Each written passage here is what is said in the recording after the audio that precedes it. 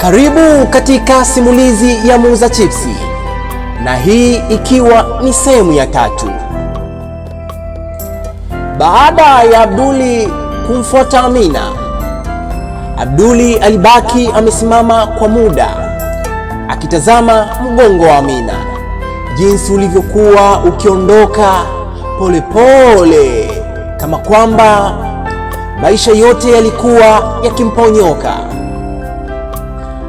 Abduli alijua wazi kwamba asipochukua hatua sasa, huenda akampoteza kabisa Amina, mtu ampendaye. Aliposogea mbele, alitamani kumshika mkono, lakini akajizuia. Badala yake alisema kwa upole, "Amina, naelewa maumivu yako. Sikuwahi kukusudia, sikuwahi kabisa, sikuwahi Amina, lakini najifunza, na hata mimi sielewi kabisa hali hii." Amina alisimama akivuta pumzi yake kwa nguvu, huku akigeuka pole pole, macho yake yakiwa na mwangaza wa maswali na huzuni. "Abduli, umeniumiza sana, umeniumiza." Abduli akatikisa kichwa kwa haraka akamwambia, "Hapana Amina, ninajifunza kuhusu mimi mwenyewe tu, kuhusu thamani ya mapenzi yetu. Nakupenda Amina.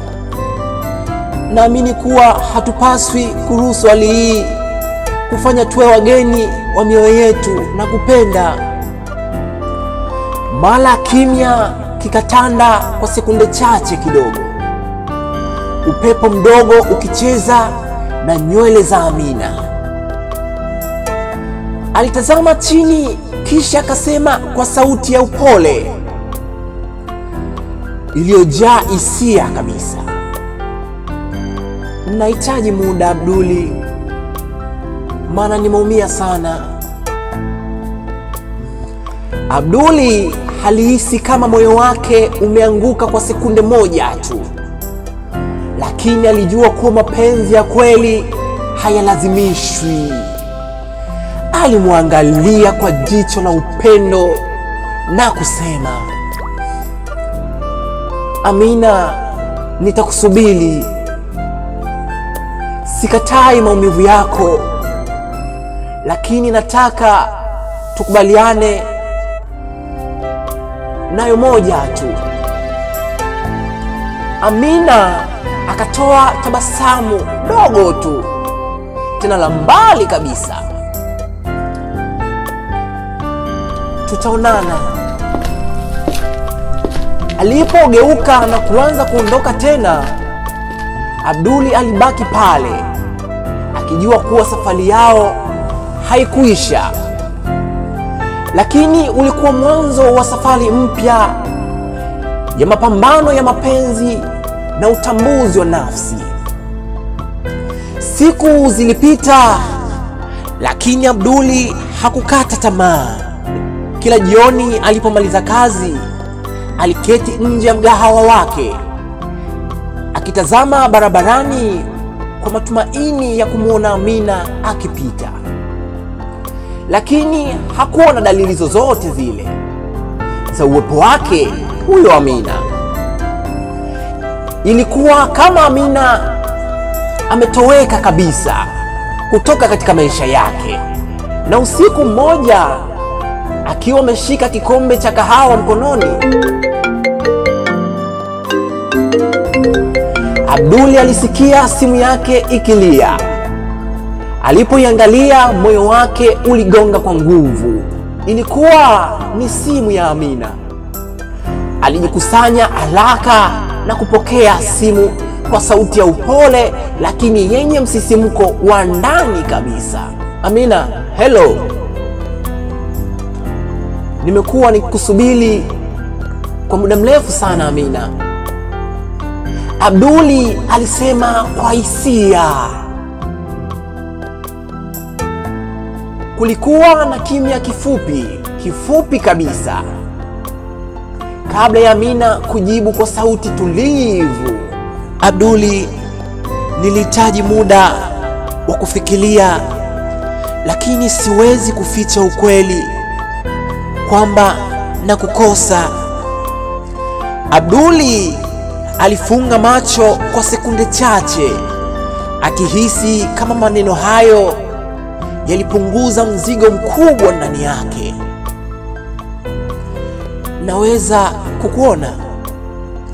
Aliuliza, akijaribu kuficha hamu yake ya dhati kabisa. Amina alihangaika kwa muda kabla ya kusema, kesho jioni basi, tukutane karibu na bustani ya bahari. Sawa Abduli, Amina alimjibu Abduli kwa sauti ya upole na ya upendo. Siku iliyofuata Abduli alijiandaa kwa makini. Alipiga viwalo vyake, alidamshi, maana alijua kuwa huu ulikuwa wakati wa kuamua hatima yao. Alipofika bustani, moyo wake ulikuwa ukidunda kwa kasi sana. Alimuona amesimama karibu na mwambao, upepo ukicheza na nywele zake, uso wake ukiwa na taswira ya mtu aliyeamua jambo muhimu. Abduli alimsogelea taratibu, akajitahidi kuangalia machoni mwake kwa uaminifu kabisa. Amina, nimefikiria sana kuhusu sisi. Najua nimefanya makosa, lakini nakupenda kweli. Abduli alimwambia maneno matamu Amina, na Amina alimsikiliza kwa makini mno. Kisha akasema kwa sauti ya uhakika, Abduli, mapenzi haya yanahitaji uaminifu na uthabiti kweli kweli. Siwezi kuwa katika maisha yako ikiwa una mashaka kuhusu hisia zako. Abduli alichukua hatua moja tu mbele, akimshika kiuno, na kisha Amina akaruka huku akitoa sauti na badala yake Abduli akaamua kumshika mikono kwa upole. Sina mashaka tena Amina, najua kwamba wewe ndiye chaguo la moyo wangu. Amina alimtazama kwa muda, kisha akatoa tabasamu la pole lenye matumaini kabisa.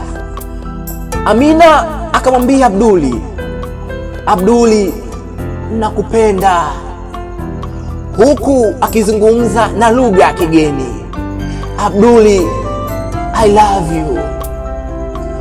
Basi tujaribu tena Abduli, lakini kwa masharti kwamba hakutakuwa na sitofahamu kabisa tena Abduli. Abduli alikubali kwa kichwa, macho yake yakimulika upendo wa dhati. Hatimaye upepo wa bahari uliwapiga kwa upole, ukiashiria mwanzo mpya wa safari yao ya mapenzi. Baada ya mazungumzo yenye hisia na Amina, Abduli alihisi kwamba maisha yake yalikuwa yamepata mwangaza mpya kabisa. Alitembea barabarani kwa hatua za matumaini kabisa, akihisi upepo wa bahari ukiendelea kumsindikiza kwa utulivu. Hakuweza kuficha tabasamu lake, yaani alifurahi na kucheka kama bwege vile, na wengine kusema kama vile bwege mtozeni. Mwishowe Amina alikuwa tayari kumpa nafasi nyingine. Akiwa anavuka barabara, Abduli amezingirwa na mawazo ya furaha, na ghafla mwanga wa taa mkali ulipiga macho yake. Mlio wa breki za gari ulisikika kwa nguvu sana, lakini kabla hajachukua hatua ya kuepuka, Abduli alihisi mgongo wake ukigongana na baridi ya chuma cha gari lililokuwa likiendeshwa kwa kasi sana. Kilichofuata kilikuwa ni giza tu. Sauti za watu wakipiga kelele sana zilikuwa kama ndoto isiyoeleweka kabisa. Hivi unadhani Abduli amekufa au amezimia tu? Vipi kuhusu Amina? Na vipi kuhusu Bi Rehema? Hivi unadhani hapa ndo mwisho? Usipange kukosa sehemu inayofuata. Na hii ni sehemu ya 3, usikose sehemu ya 4. Usisahau kushare, kucomment na kusubscribe. Ni mimi msimuliaji wako King Suya. Bye.